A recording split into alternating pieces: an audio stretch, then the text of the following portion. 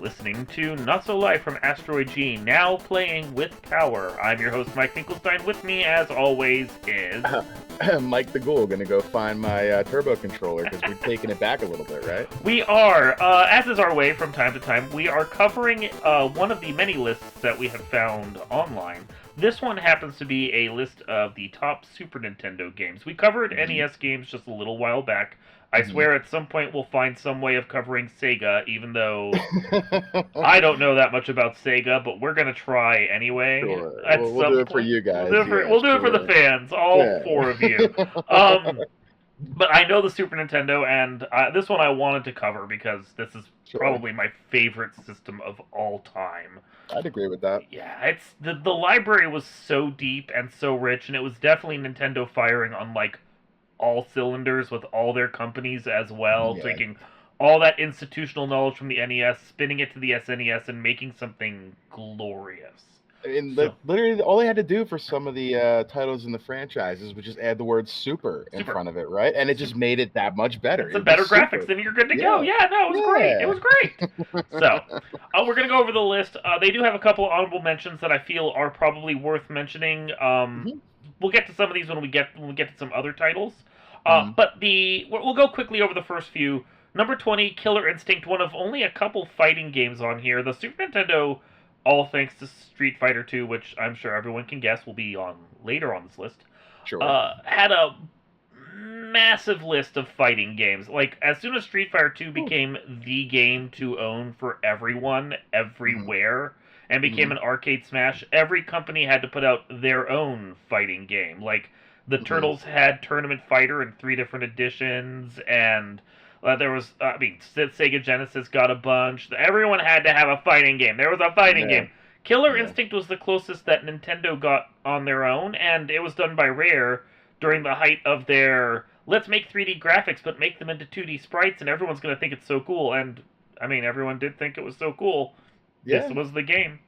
It's an underrated fighting game, honestly. It's pretty good. You could pull some really crazy combos in there with some of the characters. Like, 30, 40, 50 hit combos were like not uncommon. Like it was a fun game. Like I like it. It's a solid choice. I think the most important thing about Killer Instinct that the first game did and the second game, which kind of failed, didn't. Was that it really pushed Capcom to reevaluate their own game, because Capcom, as we'll get to, had fucking 8 million editions of Street Fighter 2 that they put out. The first game was the one that defined the genre. You don't get everything else we have without Street Fighter 2. But from there, they started adding in features, new characters, more speed, more stuff. But Killer Instinct, with its like air juggles and its interesting way of doing combat, forced Capcom to look at their own system and go, what can we improve for Super Street Fighter 2? And it wasn't just 4 more characters and a super meter.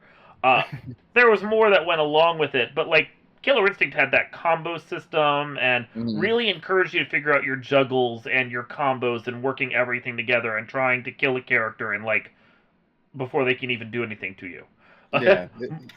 More than Mortal Kombat, more than Street Fighter. This was the one where you could just like, if you knew what you were doing, you could destroy the person sitting across from you. The game that I can kind of equate this to later on that you may have played for a different system is like Soul Calibur, where you could just like lock people into combos and like not get them out of it and just like one-shot them if you were good enough at it. So it was like kind of the birth of like that kind of style of fighting game, you know? And you get this game because of Street Fighter 2, and they had another Killer Instinct that came out recently, and it didn't succeed because I don't think we're in that era of fighting anymore, no matter how good it is. It's Mortal Kombat and it's Street Fighter now that kind of run the fighting games, and then Smash, of course, if you know. But that's about it. That's it. Speaking of games that helped to define an entire genre, do we have kart racing without Super Mario Kart? No, you had to do some stuff, like Rad Racer and, Excite Bike on Nintendo with like different kind of racing games. But, Mario Kart really defined kind of what this is. It gave you tracks, it gave you cups, it gave you heats, it gave you laps, it gave you all kinds of really cool stuff that like you hadn't seen. And the uniqueness of the levels really like still kind of resonate to this day. There's a Rainbow Road in every version of this game. There's a ghost house in every version of this game because of this. This one definitely feels like the prototype for where the series would go. It didn't. I don't feel like it really came into its own with all the tech and everything you were supposed to do Mm. until the Nintendo 64 edition, Mario Kart 64, Right, right. which is my favorite of the series. I was for like a couple years there when I was playing constantly. I was fucking great at that game. I'm terrible at it now because I've not played it much. Like trying to get the controller to do what I want when I'm holding on to one of the three tines and trying to do my skits. No, no. But Yeah. this one was fun. This one, I like this game, but it does feel almost primitive to what came before, Right, came for after. sure. Yeah. But at the same time, you don't get Mario Kart 64 without Super Mario Kart. This was the first of its time, and like aside from, I mean, again, Nintendo doing like F-Zero and so forth, showing what Mode 7 can do. How Right. many of these games like could present this kind of true 3D quote unquote layout for you to just race on? Yeah, it's Mm-hmm. really just unique and very cool for the time. The split Mm-hmm. screen, it was very primitive feeling as well, but it was neat. They would kind of lead to like, the heads up displays and corners of racing games moving forward to kind of show you what the whole course was doing instead of having it split between the two. It was just a great game. A lot of really good stuff there. Led to fights, I'm sure, between friends. Especially in battle mode. Yeah. Oh yeah. Super Punch Out. The Punch Out series is like everyone puts them as sports games because they are boxing games, but True. they're all basically puzzle games. It's Right. memorize the combos, figure out what the boss is gonna do, Mm. try and dodge, and then react. And I think Super Punch Out really took what the formula was of Punch Out, Mike Tyson or otherwise that you want to say Mm. from the previous game, and Mm. refined it to like its best version. I know there's been some later iterations and so forth, but Yeah. Super Punch Out was both glossy and pretty Mm. and hard as fuck.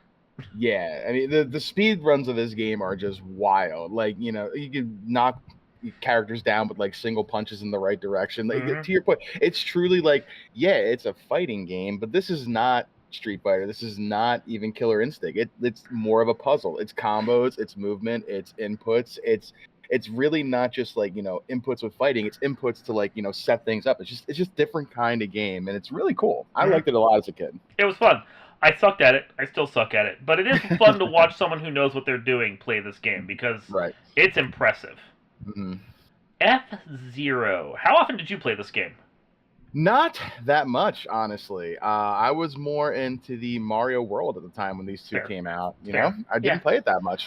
It's interesting to me because the whole knock against the Super Nintendo, if you were a Sega Genesis fan, was that, Mhm. Sega does what Nintendo don't, and it Right. has, like, they had the speed while Nintendo didn't. But, Mhm. like, they would say that, and because Sonic, and I would go and I'd look, but F-Zero, because this game was crazy fast. Yeah, yeah. I mean, you were going no faster than in a regular game, but just the miles per hour felt so much better. They were in the hundreds. It was crazy. We're on futuristic tracks. It was like a refined kind of Mad Max-ish kind of world. Yeah, yeah, it was. Cool. The lights flashing past you and Yeah. the curves coming up fast and everything. And yeah, once you got used to it, it felt good. But Right. like that first time you go in and you lock in and your car just zips off, you're like, wow, this is speed right here. It's all an illusion. I don't think Yeah. the Sega Genesis was that much faster. And when we discuss the Sega Genesis in detail, I'm gonna have some thoughts on that audio chip it used. But oh man, that audio chip. But yeah, no, Right. I liked the Super Nintendo for its relative speed, and this was the game that really showed it off quite well. Mhm. Yeah, it handled well too. It wasn't really janky with the No. movements. You could turn really well. It was just a cool looking game. TMNT, Turtles in Time, is the best refined version of Konami's TMNT property. Mm-hmm. I Yeah. don't think we have to say anything more than that, really. No. I've talked about Turtles on this podcast before, and Turtles 2 through Turtles 4 on the NES and SNES, or the arcade game and the second arcade game, if you prefer that. They are 3 iterations on the same formula, and honestly, we've seen a lot of versions of Turtles come out since then. We've seen other people do these kinds of brawlers before. I don't think anyone ever did it better than Konami. Yeah, Turtles in Time was a great game, great fighting game, great co-op play. You could play with 2 or 4 people. It was really great. Get your friends together and just start beating them up. It was really it was kind of peak Turtles video game at the time. And the Super Nintendo version had like the most levels and the most variety to it in comparison to the arcade game. I liked the Super Nintendo version best. Like I think it even tops the other NES games that we had from the series. Like the first NES game and Manhattan Project are good. I think Turtles in Time was peak. Yeah, it's quite good. It looked pretty good for the time. It was just a fun game. There's not much else to say. It was really well done, just a fun game. So here we go. This is the one. Street Fighter 2 Turbo Hyper Fighting. This knocked it out of the park. Yeah, so this was everything that Street Fighter Turbo did right in the arcade and just brought it to your console. This had everything you wanted.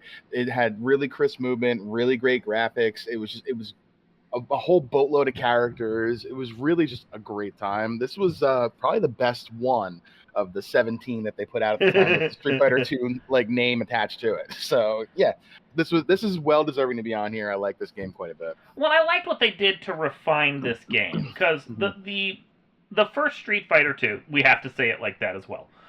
If you were a kid who only had the home consoles and didn't realize these were arcade games or didn't have an arcade near you, the first Street Fighter 2 was still revelatory for the SNES. The way that it played, how it worked, the system. Like, there wasn't a fighter like this before. There was some games that had allowed one-on-one fighting, like Karateka and stuff, but it wasn't like this. This was the whole package. And then for them to then come out a year later and be like, oh, by the way, here's a turbo version, and now you can play as the bosses. And with a code, you could turn it up to 10 and really let it play fast. Turning it up to 10 was hilarious because I couldn't even tap the button fast enough to get the 100-hand slap to go. Which was my power move. Any kind of Hadouken combos or anything like that. Yeah, it was ridiculous. Computer would rip you a new one at that. But no, it was fun for what you could do, and it was interesting that Capcom was like, we could just do this again. And they took their arcade formula of new boards, brought it back to the SNES, and I think Super Street Fighter 2 is good. The new characters are fun. The additions to the formula are fun. But I don't think the series, at least for the Street Fighter 2 version, really got much better than Turbo. Yeah, I agree. There was a little more shine on things, a little more polish maybe in the graphics, but this was just the peak of the gameplay. Yeah. I gotta be honest with you, for the next one, Contra 3, The Alien Wars, the only way I've ever made it through this game is by cheating. Straight cheating. It's impossible. It is! It is. I had to use save states on the levels to make it through, because I'm just like, how do you beat this game? Yeah, it's brutal. It's punishing. It's fun, but frustrating. It's Contra. I mean, what else do you expect? Well, the first couple Contras aren't exactly easy, but they are manageable, especially with the 30 life code in the first game. It's manageable. This one was just no, we're just gonna take your balls in a vice and make you feel it. It's pretty, but it's hard as fuck. Yeah. I love Secret of Mana. I'm glad it is on this list. That really grabbed my attention. I love this game too. This game is so good. And it's interesting. Obviously, if they're doing Super Nintendo and not just Super Famicom games as well, this is the one that's going to be on the list and not Seiken Densetsu 3 or Trials of Mana, if you want to go by its current title. This was the one that we got, and it's the perfect combination of square mechanics with Zelda-style gameplay. Yeah, and not to forget about either, the score in this is just so good. I'm not even gonna lie, on some of my playlists that I have to this day, just playing games and I don't feel like listening to game music, I got a couple Secret of Mana tracks on there just because I love the music. I would grind forever in the snowy region, trying to level up the glove. I would try to 100% the weapons and get everybody to their top level. I played the heck out of this game. I love it so much. Oh, it's so good. It's so fun. I do there's a small part of me that knows that this was originally intended for the CD add-on for the SNES that we never got, and that they had to pare the game down a lot to fit onto a cartridge, and it suffered a bit for it. And there's a part of me that wishes that there was some dump of the CD version that we could play, or some restored version, because even the remakes haven't quote-unquote restored that content. Sure. But even in its current form, this game is great. There's a reason why it's on this list. There's a reason why it's in the SNES Mini. It's just good. Yeah, it's a really good game. It's up there in some of the great role-playing games that this franchise or this console would put forward. Not a lot of people played it, but if you didn't, you missed out. You did miss out. Not that it wasn't hard to find with Square RPG to play. They were firing on all sorts. It's amazing to me that they went with Sony at a certain point. I understand that carts were limited and Nintendo was being Nintendo. Don't get me wrong. but there was that relationship between Square and Nintendo that was strong. Yeah. And the two names were synonymous for a while, and it does feel like some of that magic was eventually lost when Square went off to Sony. Because you never saw with them and Sony make a game quite like they did with Nintendo in Super Mario RPG.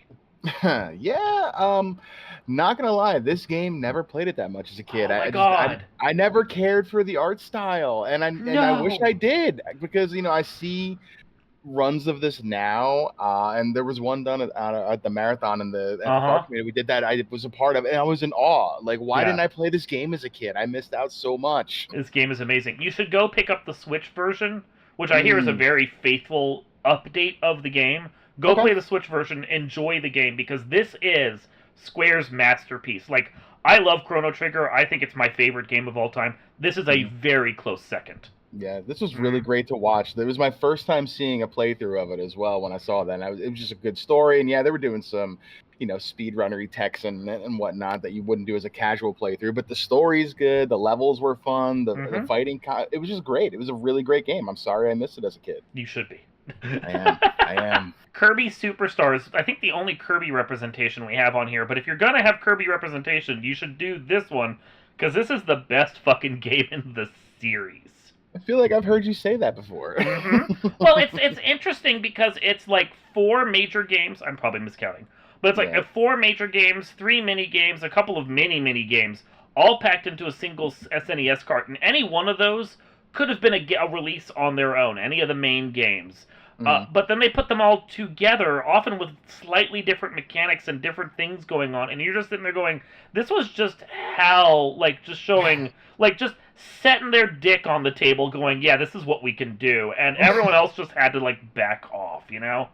This was a mic drop moment in It was. 1996 that, like, some people weren't prepared for. It was, yeah, because I mean, we had like a couple Dreamlands. We had the third Kirby Dreamland on the SNES. There Mm. was Kirby's Adventure. All of those are great. I love the Kirby series, but Mm. this one was just like, yeah, we weren't expecting us to do this, and we can just do it for the hell of it, and watch how good this game is, and Yeah. it is. It's just Yeah. an amazing Kirby compilation. Yeah, fun colors, fun gameplay, Hmm. great, things you can morph into with Kirby. It's just a great game. So when we think of RPGs, we have to think of Square. Square was the one that like made the genre basically on the NES. But then every once in a while you got like this beauty of a game that comes out not from Square, doing its own thing, mixing a bit of different kinds of styles of gameplay and everything in, and that the peak of that for many people was Lufia 2: Rise of the Sinistrals, which is a long fun game with its own special hidden mode that lives on to this day. Don't know much about this game. This is another one I didn't get to play. I see it's very, popular with Very the pretty. Archipelago community Very right good now. It's a music. very cool looking game, and like Yeah. there's a billion checks in it. So I love Yeah. opening boxes. This would have been a game for me. But it just looks cool from what I've seen. Well, and one of the important things about this game that it did, let me reset it. One of the important things about this game that it did is it introduced the ancient cave mode. There's this Mhm. little special area you can unlock in the game and then play in the game or on its own afterwards, which is just 100 dungeon roguelike that you play through and can collect Ah, items and go to fight a special boss and everything. This is the game that, because it's called the ancient cave in there, that made the ancient cave mode that you see in so many other randomizers. If someone's like, I'm going to go play ancient cave of this, they're talking about Lufia originally, and that's the reason why. that's pretty cool. Yep, Nice little fun fact there. just a fun randomizer built into a game for the hell of it, and Yeah. it's a deep package. Hmm. Donkey Kong Country 2, Diddy's Conquest. How'd you feel about the graphics on this one, sir? It's the same as the other one to But me. you liked Killer Instinct. Yeah, I did. I like Donkey Kong Country, the original. This Mhm. one was, I mean, I guess this one was fine. I played the original one much more with my sister as a kid, so this one was just fine to me, honestly. I gotta say, I kind of feel that way with you about it. Like, Yeah, I like both of the first two, and I also yeah, happen to like Donkey Kong Land, which is not on this list because it's Game Boy. right. I like those three. They were a nice, fleshed out version of the formula. But even in Donkey Kong Country 2, you could feel that Rare was fighting against trying to figure out where to take the series because Uh-huh. it just became more about collectibles than the gameplay. Yeah, Yeah. the first game was just really good. The Yeah. levels were good. The story was Deep and good. interesting. Yeah. Yeah, it was good. This was the same thing Kind of. almost, just shined up a little bit with Yeah. another couple characters. Like, Couple characters, a few new mechanics, a few other things, but like by the third game of the series, they'd really run out of steam. And even though it's quote unquote openish world and you can go to different things and do stuff, I always get bored in that game and I stop halfway. I can't make it through three. The sales wise, the series probably did peak with two. I think right. creatively, I'm with you. The series probably peaked with one. It was a good game, It was a good and it was game. different. It was different. Like, I feel like as a game for what it is, one was better than two. If you want to put two on here because a character glides or there's a girl character who's playable. Now, all right, I'm not going to argue that, but I mean, tomato tomato at this point. Yeah. This one I hard disagree with, by the way. On it being so low. On it being so low, yeah, Okay, hard so disagree. I will note I went through 3 or 4 different lists to find that, like, there was top 25, top 10, top 15. I settled on this list from Destructoid, which I think we forgot to credit before now. But hey, we got this list from Destructoid. Credit to them. Yeah, and this was the one I liked because it had the most variation to the types of titles that were in. Like, there are some games you're just going to see on every list: Mario World, Link to the Past, Super Metroid. They're going to be on all of them. But this was the one that had some other titles on it that I didn't expect, like Killer Instinct. And it had, for instance, A Link to the Past sitting at number 8, when just about every other list had it in the top 3, if not the top 1. Yeah.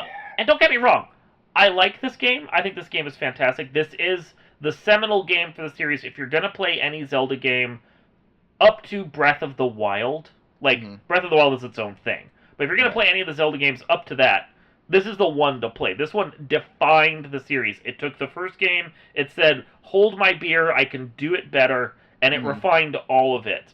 The series has not managed to peak until Breath of the Wild since, in my opinion. Yeah, and you can argue if you want to what was the better game, Link to the Past or Ocarina. Both would be valid in their arguments. There's no argument. No. Yes, I agree with you. Link to the Past to me is better, but I could see the argument both ways. But I mean, at number 8, I respect the boldness of putting it that low. Low, yeah. Because it's easy to put this in the top 3. It's easy to put this at number 1. It also feels like a little bit of try hard to put it at number 8. I mean, we are in the randomizer communities, so we understand just how big the audience is for this game. Like, massive. We're in a popular game. We're part of the Final Fantasy randomizer community. It's fairly popular. Our game is absolutely dwarfed by A Link to the Past, and we all just accept this because this is the game everyone who had a Super Nintendo played. Everyone who's come to the Super Nintendo since has played. It's a fantastic game. I am with you. Maybe I'd put it at 5. I think there might be some other games. 8's a bold choice. Yeah, 5 feels like if you're going to go low, I can understand that. 8 feels like you're trying to put it low. I wonder about the next one and whether or not it should maybe switch places with it, because don't get me wrong, I love Mega Man X. Mega Man X is a great game. It is everything I wanted from Mega Man in a package that I could actually beat. Because the NES games are fucking hard. They're tough. They're so fucking hard. I could actually beat this game. I felt good about that. But I don't know that it's necessarily better than A Link to the Past. And I also think there's a problem of, once Capcom hit it with this game, they failed to really iterate on the formula as well. Nintendo pushed themselves and tried to do things outside of A Link to the Past with some of their Zelda games. But once you got Mega Man X1, you got Mega Man X. That was the whole series. Yeah, it's fine to put Mega Man above there. It's fine to have it on the list this high. It is fine. Yeah. But to your point, we don't have, A Link to the Past version 27. We got Mega Man X version 19 or whatever out now. There's a reason they haven't changed the 8 title of them. Yeah. The Mega Man X draws people in because of what it is. It's gone from like Mega Man 10 to just Mega Man X, like as the name of it. But you're just trying to grab the same game again. Now that's a great fucking game. Don't get me wrong. Game. Great fucking game. I love Mega Man X. Don't get me wrong.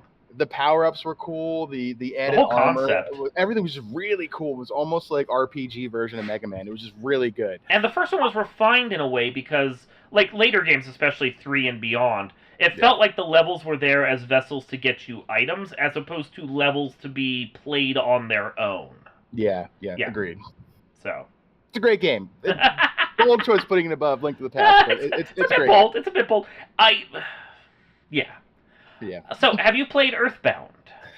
I played it a little bit and I played it casually. It's fine. It's I weird. understand why it's up here because it's like one of those cult kind of classic games. It's one of those hidden Yeah. gems, I guess. I mean, Yeah.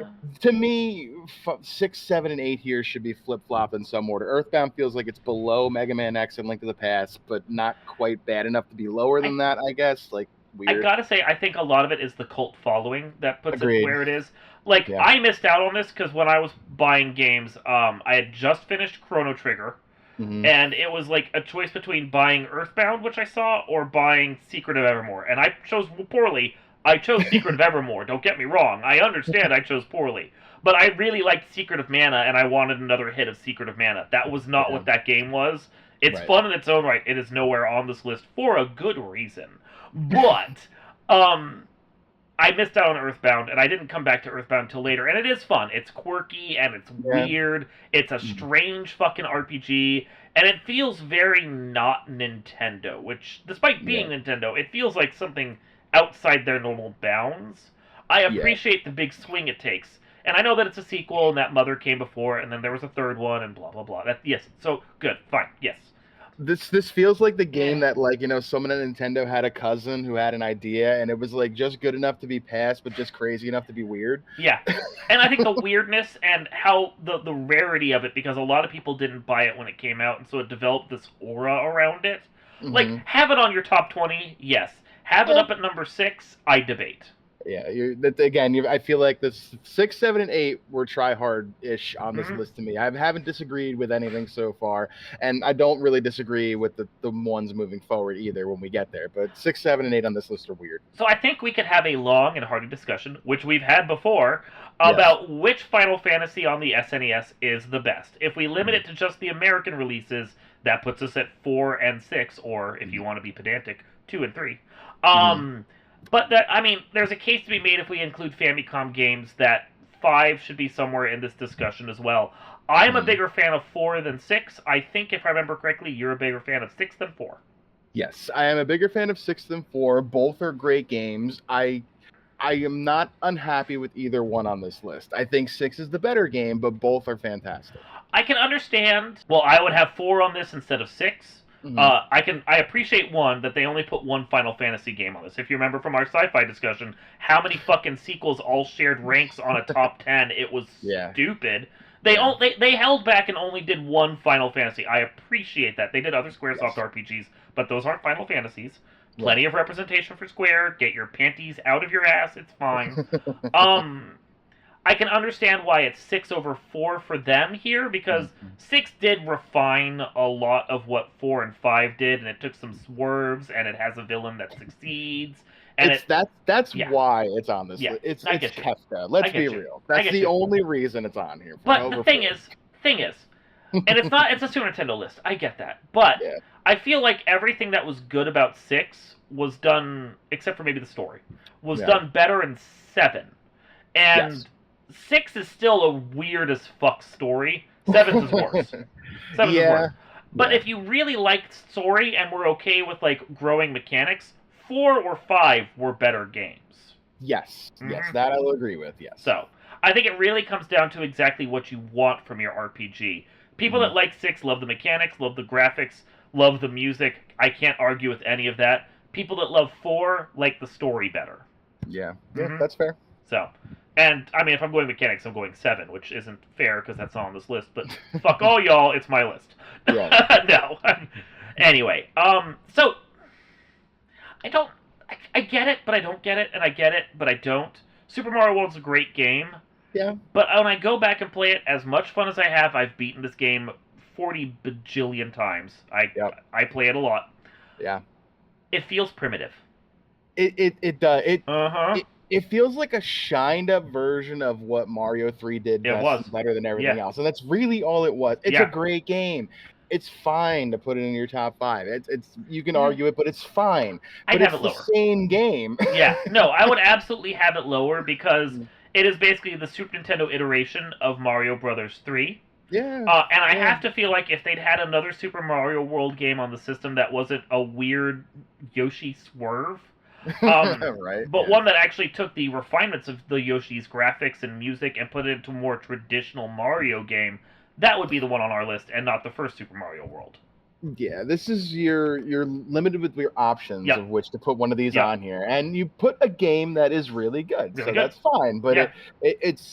it would have been just you could have put Mario 3 on this list and called it a Nintendo list, and I wouldn't argue with it being in the Not at top all. five If and that probably. was what I was thinking in my head. I was like, if we include Nintendo, Game Boy, and Super Nintendo titles all Yeah, together, then yeah, Mario 3 is the at least number 4, if not number 1, and Super yeah. Mario World is way down in the 30s. Yeah, it's Yeah. not a contest. No. Mario 3 is one of Nintendo's best games, period, any platform, Perfection. anytime. Yeah, Yeah. And Mario World takes what worked, gives it a yeah, different shine, gives you a mhm, couple new power ups, and says, go play the game again. And I'm like, yeah, okay, I'll play the game again. I like the game, don't get me wrong.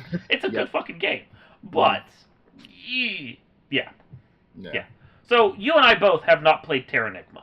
nope, I've seen it in action before, but the problem with Terranigma is it came from Quintet, which was a company that made a few very weird, quirky, interesting mechanically games. ActRaiser, Terranigma, Soul mm, Blazer. I think they even did Robotrek. They just made really fucking weird games. Some of them right, are perfection. I would have ActRaiser way high on this list, and it's not even on this list. It's an honorable mention. mhm. Um, but Terranigma was their RPG, and if you could get a copy of it, it was brilliant. Good luck getting a copy of it. Yeah, I never even heard of it Yeah. until I started looking at this list, and like I'm gonna pull up the wiki and look at that at some point because I mean, ActRaiser was a fun game. Uh huh. So if this is thought to be above it, I'm at least know what it It is, is but I gorgeous, don't. and the music is good, and there's so much that's great about it. But like, so let's back up. Now, the thing I want to mention is that it is a cheat that it's on this list because technically it came out on the Super Nintendo, but it only came out in PAL territories. I see that now. Yeah. Yeah, So JP. No wonder I've never heard of yeah, it. exactly. Like, don't get me wrong, it's a great fucking game, Hmm. but like, we're talking about a game that only a few people could ever get to play because, Hmm. well, Soul Blazer and like Illusion of Gaia and Hmm. ActRaiser all came out here. We didn't get Terranigma, so we didn't get to see how brilliant this game it is. It is Yeah, brilliant. Everyone says so. That gets to play it. Good luck playing it. yeah. Maybe I'll Yeah. try to So, seek it out one day and try to play it. It yeah. seems interesting, but Yep. yeah, Yeah. weird. Thanks for putting that on the list and making us all sad, Destructoid. Appreciate that. So, you and I, when we were looking at this list before we started recording, you had thoughts that I was going to discuss, and I want you to intro this one so you can share your thoughts. So, um, I was wondering where a certain game is going to appear on here, and I see Super Metroid at number 2. Mm-hmm. I'm I'm torn of wanting to like really hard agree with this and want to say, what are you thinking? Because maybe again, like the cult following of what Metroid is and what I'm playing now, in my 40s, takes me back to what I played in my teens, makes me so attached to this game. But it was pretty raw in the form of what it was. It was better than regular Metroid, and it's still a fantastic game. But as much as I love it, I've a little bit of trouble putting it this high above, such other games that we talked about on here. Like, I mean, even Super Mario World, I guess to a degree. Final Fantasy 4 and 6 probably could both be above it. I think Link to the Past should probably also be above it. There's a reason why, like, when you see the SMZ3 randomizer that we see a lot this day, the Super Metroid is not as prevalent in that game because it doesn't have as many checks. There's just not as much game. Mm-hmm. It's a great game. Number 2, I want to love it, but I'm just not sure. So, I understand the reasoning for putting it here. I actually do. Mhm. Because when you look at A Link to the Past, it is a refined version of the NES game, but you can Mhm. very much feel how they took the NES game and respected it. And it's not that the NES game was bad; it's just that it's a level above. When I Mhm. look at Super Metroid to the original Metroid, and even Metroid 2 on the Game Boy, it Mhm. feels night and day in comparison. It's not just a level above; it's like a whole new generation. True. It's it is massively more improved in every respect, and it became to define so many mechanics and features of an entire genre that was only burgeoning at that point, the Mhm. Metroidvania.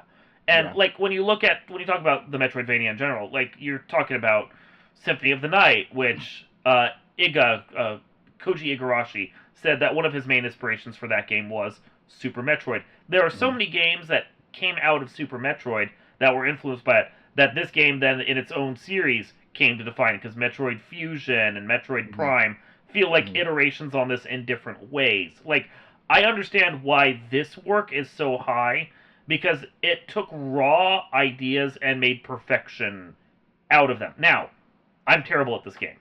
I can get to that spawn core fucking boss, and then I get lost afterwards. I don't know where to go. And that's like an hour or two, and I'm bad at this game. Um, I can get through A Link to the Past. I think it's great, Mm-hmm. but I have a deep appreciation for the people that are really good at this game.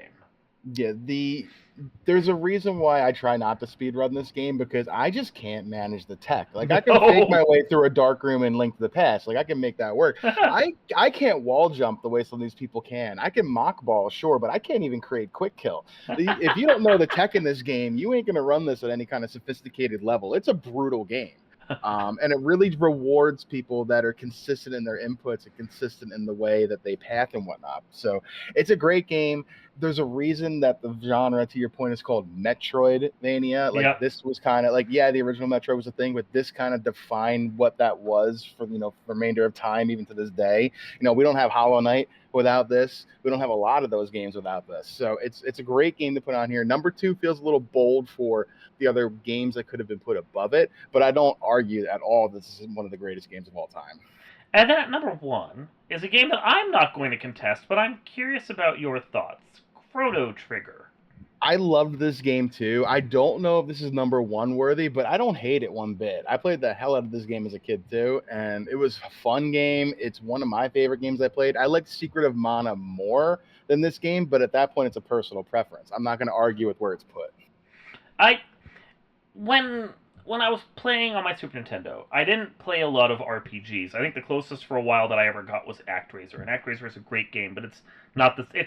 It's a world builder with action elements. There's not a lot of RPGs that I really deeply got into. I got into Secret of Mana, and then I got into Chrono Trigger, and Chrono Trigger was just revelatory for me because I played RPGs on my NES, like Swords and Serpents and Final Fantasy, and they were great. But this was like everything that was good about the genre into a new package that was just so playable. See the enemies, do the techs, figure out combos, play over and over again with New Game Plus. There was so much that was interesting. Plus, the music is incredible, and the graphics are some of the best on the Super Nintendo, just hands down. It is everything that was great about Square in a package. And, yeah. I mean, it was a combination of the best efforts of the Final Fantasy and Dragon Quest teams. It was, like, there's a reason why this game it should be at number 1, in my opinion. I saw other lists where, like, Link to the Past and Mario World were up there, and Chrono Trigger's, like, number 3. And I get it. I kind of do. I kind of get it. But this would be my top game. I like that it's on here where it is. The legendary Akira Toriyama gave us some of the art for this. There's a reason why the main character kind of looks a little bit like Goku. It's because it was inspired by Toriyama's art. It's a fantastic game. It had great story. It had time travel. It had all kinds of it had combo attacks. It had a lot of just outstanding elements in a game that were just really great and legendary to a degree. And I'm glad I got to play this as a kid. I like that it's on this list at all. To see it put at number 1, like, if I was in as much disagreement as I was for the list being bold enough to put Link to the Past at number 8, I applaud the boldness of the list putting this at number 1. Well, and it's interesting to think about some of the things that didn't make this list at all. Like, for instance, there's no Dragon Quest game on here. Yeah. Which is interesting. Yeah. I mean, I know we got at least one on the Super Nintendo in our area. And, like, they were putting stuff on here, like Super Mario World. That was like, you just have to have it on here because that's part of a list. But, like, no Dragon Quest. And Dragon Quest was huge. Super Castlevania 4 is on this list, and I find that to be a travesty of sorts because I love that game. Strange choice that it's not. I love that game. And of course, I would have ActRaiser on here because that's my favorite of the Quintet games. But, like, I like the representation they had. I think what they put on here is pretty good for the most part. And we didn't have as much to bitch about as with some of the other lists that we've done. Yeah. This is bold in some of the right areas. I think this was solidly put together. Yeah. So, if there was one other game you would put on this list, what would it be? If there was one other game I would put on this list, what would it be?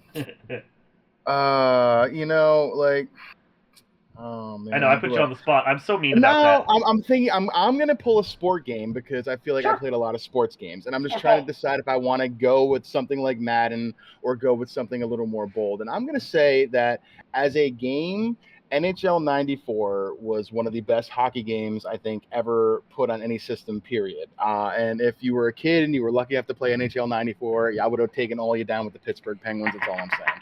NHL '94 for me as a sport game, which is we had Punch Out as a sport game. NHL '94 is more of a sport game than Much Punch more. Out. That should be on this list to me.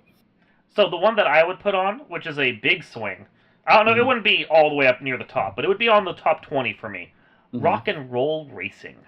Ooh, that's a deep cut right It's there. a deep cut. It's Rare made their bank for a while. They're doing various ports and all kinds of things, and they had like the RC Pro-Am games and the Cobra Triangle with its weird oh man, yeah. angled boat driving and all that, and you can feel in their bones how all of those games were leading up to like a refined version of that kind of driving racing mechanic. And then you go in and you play Rock and Roll Racing, and it's dumb as fuck. It's so stupid, but the mechanics of it and like how it plays and everything, and it's not a Rare game. Don't get me wrong. I was saying Rare because that's what it is. This was Blizzard. Yeah. Blizzard took what Rare was doing and was sitting there going, "We can do this. Hold our beer." And they made. I mean, it was Blizzard back when they were still Silicon and Synapse, and they were still figuring out who they even were. And they saw what Rare did, and they're like, "Yes, we can do this, and we can do it better." And it's dumb fuck Blizzard in the best possible sense, but that's why it works. Yeah, that's a fun game. That's a nice deep call right there. I like Thanks. that. I like that game a lot. Yeah. And with that, we're going to go travel to another planet and find yet another list for us. This has been Not So Live from Asteroid G. I'm Mike Finkelstein. And I'm Mike the Ghoul, gonna go bust out my copy of Rock and Roll Racing. Let's go. Hell yeah! We will see you all next time.